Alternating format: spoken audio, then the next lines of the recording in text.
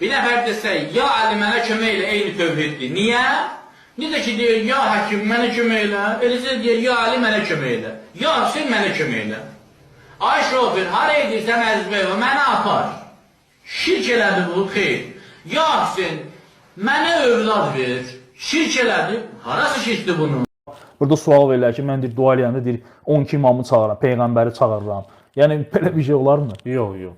Ümumiyyətlə, şirk nədir? Şirk Allaha aid olan, yəni Allaha xas olan ibadətlərdən hansısa birini Allahdan qeyrisinə sərf etməkdir. Və bu ibadət, bu sözü genişdir. Yəni, ibadətin tərifi nədir? Allahın sevib və razı qaldığı hər bir qəlbi və əməllərdir.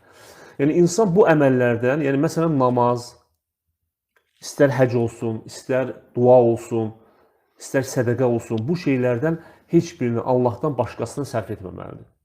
Yəni, dua Allaha yönəlməlidir, Allahdan istənilməlidir. Yəni, qadir olan Allahdır, Allahdır verən, Allahdır mane olan, yəni, hansısa bir, demək, yəni, övlad verən, şəfa verən, ruzi verən, bu hamısı Allahdır qadir olan və bu şeylər yalnız Allahdan istənilməlidir. Yəni, şirk budur. Bəli. Və şirk o demək deyil ki, bəziləri elə bilir ki, deyirlər ki, elə nə oldu deyirsiniz, şirk. Əslində bu elə bir məsələdir ki, yəni niyə görə bu xüsusən qeyd olunur? Çünki bütün peyğəmbərlər məhz bunu izah eləməyə gəlirlər öz dövrlərində. Yəni, bu da bağışlanılmayan bir günah. Bəli, əlbəttə. Məsələn, insan içki içə bilər, tövbə eləyə bilər. Qiyamət günü. Yəni, qiyamət günü bağışlanmayan. Yəni, bu dünyada, bəli, bu dünyada bağışlanmayan heç bir günah yoxdur. Tövbə etməsə, özünü dünyası dəyişsə, əgər bu halda dünyası dəyişsə, o artıq Allah Taala bu günahı bağışlamayacaq. Allahı tanımağa gəlincə, yəni Allah Taalanı tanımağa hamısı tanıyır.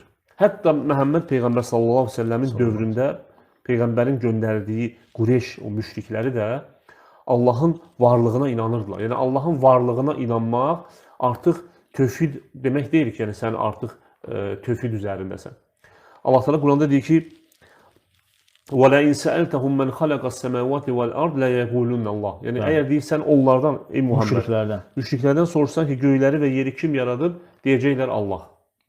Yəni, bugün kiminsə deməsi ki, məsələn, Allahı tanıyıram, Allaha inanıram. Məsələn, biz xaçpərəstlər, onlar da Allaha inanırlar. Sadəcə Allaha şərik qoşaraq inanırlar. Yəni, əsas budur ki, insan Allahı tanımaqla bərabər ona şərik qoşmamalıdır. Çünki insanların o, məsələn, çağırırlar, məsələn, filan kəsin xatirinə və yaxud da 12 imamın xatirinə və yaxud da Peyğəmbərin belə xatirinə. Çünki onların da biz bilirik ki, Allahın o ehtiyacları var o insanların. Ümumiyyətlə, dua, hər bir şey. Bəli. Bu məsələyə toxunacağıq biz inşallah. Yəni, duanın şərtlərindən biri. Ümumiyyətlə, dua bayaq qeyd etdiyim kimi ibadətdir. Bəli. Düzdürmü? Və ibadətin də qəbul olunması üçün, yəni digər ibadətlər kimi, yəni necə ki, məsələn, namaz ibadətdir. Orucun özünün elmi, məsələn. Oruc ibadətdir. Bəli. Namazın qəbul olması üçün nə olmalıdır? İlk növbədə namazı Allah üçün qılmalıdır insan. İkincisi isə namazı Peyğəmbər sallallahu əleyhi və səlləm necə qılıbsa elə olmalıdır. Bəli. Dua da elədir, dua da ibadətdir. Duanın da qəbul olması üçün birinci dua Allaha olmalıdır.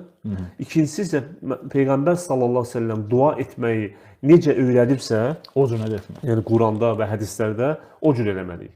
Demək ki, biz Peyğəmbər sallallahu əleyhi və səlləmin etmədiyi bir şəkildə və yaxud Peyğəmbər sallallahu əleyhi və səlləmin sahabələri etmədiyi bir şəkildə duanı etsək, bu dua demək ki, qəbul olunmayacaq.